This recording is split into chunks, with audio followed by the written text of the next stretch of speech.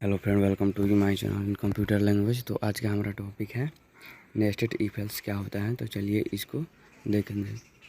जब दिए गए we define if else block inside another if else block called nested if else statement. जब if else statement के अंदर एक और स्टेटमेंट हो तो उसे हम नेस्टेड इफ एल्स स्टेटमेंट कहते हैं। उसके बाद हम देख लेते हैं इसका सिंटेक्स क्या होता है। तो सबसे पहले हमारा फर्स्ट में एक कंडीशन दिया रहता है, कंडीशन 1। उसके बाद इसी में उसके अंदर एक और कंडीशन दिया जाता है, कंडीशन 2।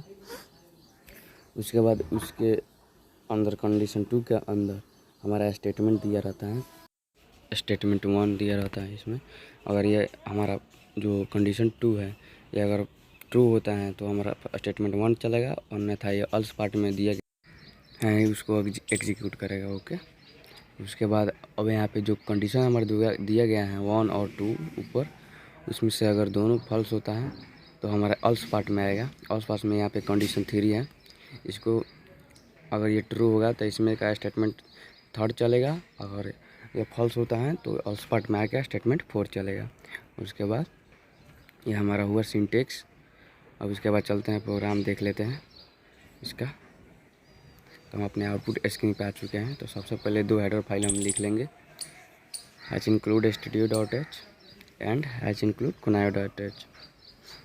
उसके बाद मेन फंक्शन हमारा जो है उसको लिख लेंगे, जैसे कि हमने लिख लिया void main।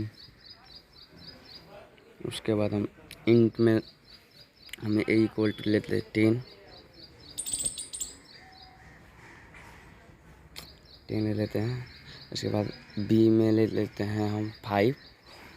उसके बाद हम c में ले लेते हैं 50। ओके, ये 3 हमारा वेरिएबल हमने डिक्लेयर कर दिया। उसके बाद हम CLRS को लगाएंगे।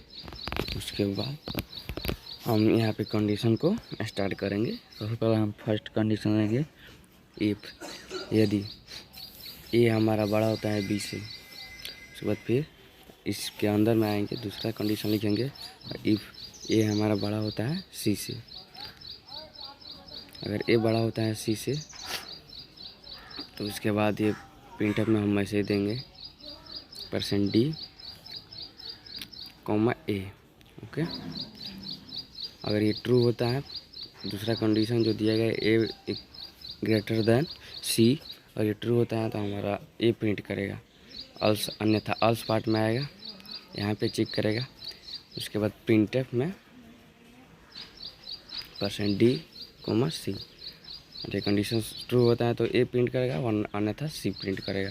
उसके बाद ये दोनों कंडीशन चेक करेगा, और दोनों कंडीशन फॉल्स होते हैं तो इसके बाद हमारा जो अल्स पार्ट में यहाँ पे कंडीशन देता है, जैसे हमने दे दिया कंडीशन अल्स पार्ट में, यहाँ पे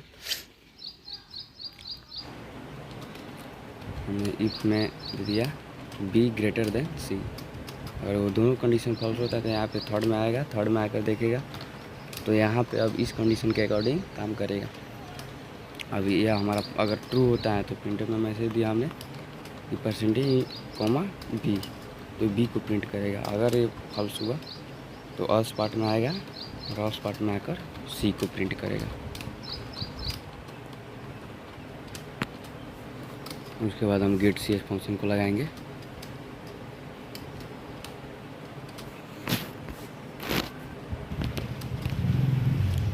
जो स्क्रीन को होल्ड करेगा, और ये अब हमारा कोड पूरा बिल्कुल तरह से तैयार हो चुका है। चलिए इसको करते हैं रन करा के देखा जाएगा। और इससे पहले हम देख लेते हैं, यहाँ पे देखिए जो हमारे एक बार और समझा देते हैं। यहाँ पे हमारा हमने वेरिएबल में डिक्लेयर किया था कि ए का हमने वैल्यू लिया था 10, बी का हमने लिया था 5, और सी का लिया था 50, यानी ये 3 हमारा हो गया वैल्यू। उसके बाद यहाँ कंडीशन दिया गया है if A greater than B और if A greater than C. अगर ये कंडीशन ट्रू होता है तो ए प्रिंट करेगा, अन्यथा अल्स पार्ट का सी प्रिंट करेगा। उसके बाद अगर ये कंडीशन फर्स्ट वाला सही होता है और सेकेंड वाला ट्रू होता है तो इस थर्ड एल्स पार्ट में आएगा, और थर्ड कंडीशन पे डिपेंड करेगा और इस पे अकॉर्डिंग ये काम करेगा। उसके बाद अगर ये ट्रू होता है तो बी प्रिंट करेगा, अगर अन्यथा अल्स पार्ट में आकर सी प्रिंट करेगा। अब इसको चलिए करते हैं रन। अब देखिए यहाँ पे रन कर चुके हैं, 50 आया है। जो कि बिल्कुल सही आंसर है। तो चलिए वीडियो को एंड करते हैं। Thank you for watching the video.